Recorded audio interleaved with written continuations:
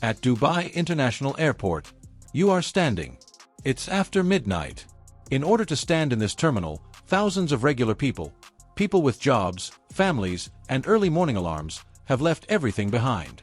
Not for a world-renowned celebrity with decades of fame, not for a president, not for a king, but for a 19-year-old Filipino girl.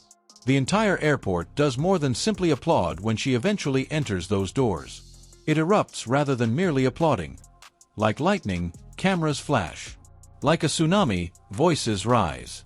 Suddenly, strangers who have never met are crying, hugging, and yelling the same name. Alexandra Eala is her name. And it's not simply a tennis tournament that you will see in America over the next weeks. This is a reckoning, says the song. It's an invasion by Filipinos. And nobody is completely ready for what is about to happen, not even the top players in California who are waiting for her, not even the analysts or bookmakers. Let's return to the original location of this fire. The WTA 1000 Dubai, one of the best women's tennis competitions. A stage designed for the world's top 30 players.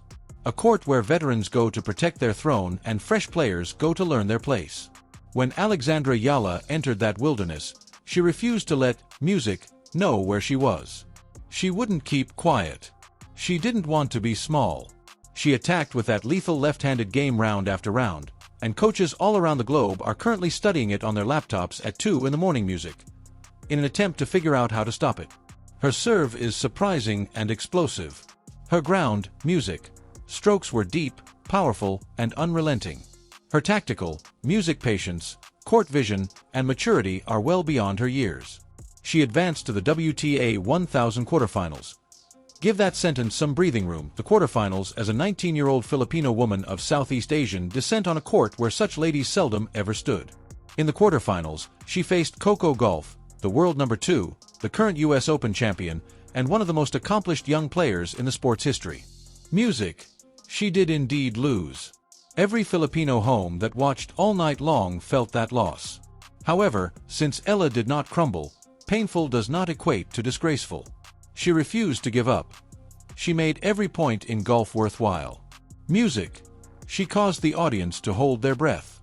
She forced everyone in the tennis world to sit up and pay notice. Something had changed by the end of that match. Her status as a wild card headline had diminished. She was no longer a heartwarming tale. On the WTA Tour, she was a real, credible, and deadly music threat. The airport then arrived. Alexandra Eala arrived at Dubai International Airport for her flight to the United States after that exhausting quarterfinal match, exhausted, emotionally spent, and bearing the love and expectations of an entire country on her young shoulders. Additionally, there were thousands of fans waiting for her. They just went because their hearts compelled them to, not because someone planned it, not because they had a promotional event or an appearance arranged, but simply because they needed to spend a few moments with her. Simply because true love doesn't wait for an invitation. She paused for each and every admirer individually. Yes to all requests for selfies, music, and autographs. Each tearful admirer who took her hand and sobbed declared that she had made them proud. She thanked them as if they had done her a favor while looking them in the eyes. Music. Alexandra Eala is this person. Not merely a tennis player or an athlete, but a person of tremendous elegance who knows that greatness without humility is just noise. She has earned a world ranking of number 32. In Dubai alone, she has received more than $98,000 in prize money. By virtue of her own ranking, she has directly qualified for important WTA events. No shortcuts, no favors, no wild cards, just skill, self-control, and an unwavering faith in herself, in music. She is currently flying to California. Music. She is currently on her way to the Miami Open, Indian Wells, and Sunshine Double. Apart from the Grand Slams, these are two of the most prominent tennis tournaments. The fifth Grand Slam is known as Indian Wells. The vast stadium, the world-class pitch, the history, and the desert backdrop. This isn't a warm-up. Miami, and this is a test. Alexandra Eala has already published a story about Miami. She to Miami last year as a relative unknown and defeated the top 10 players as if she had been doing this her entire life. She overcame Agua Wajuwait, the dominant power in women's tennis at the time and the current world number 1. She overcame Madison Keys. Fans and commentators were left stunned by her Cinderella run. But this time, things are different. She was the underdog last year. She was the surprise last year. Players believed they had an easy match when they saw her name in the draw last year. That's done. They are aware now. They have now examined her strategy. They have now made preparations. Here's what makes Alexandra Eala so lovely. She is also ready. She's changed. She will provide Indian Wells in Miami with more tactical intelligence than she has ever demonstrated. After Dubai, she didn't take a music vacation. The reason was recalibration. Before the storm, there was silence. Right now, the question that everyone is asking is straightforward. Can she do the Cinderella run again? Can she delve deeper once more? Can she surprise everyone on American soil once more? Music. But since Cinderella is a tale of luck, that is the incorrect question. Cinderella is not Alexandra Eala. She's not fortunate.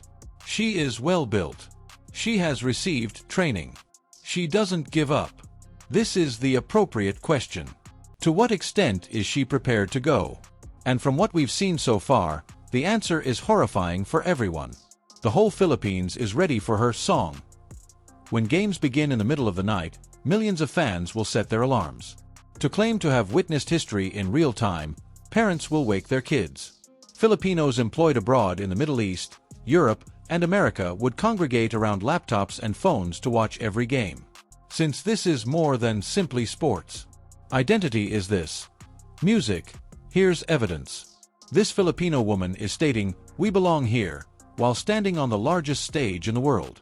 Music. This is where we've always belonged. You should be aware of this as Alexandra Eala's plane crosses the Pacific and descends toward California. Music. As the wheels touch American land, as she picks up her racket and enters that Indian Wells practice court for the first time. The Americans' reckoning has started. The tennis world will never be the same after the formal invasion.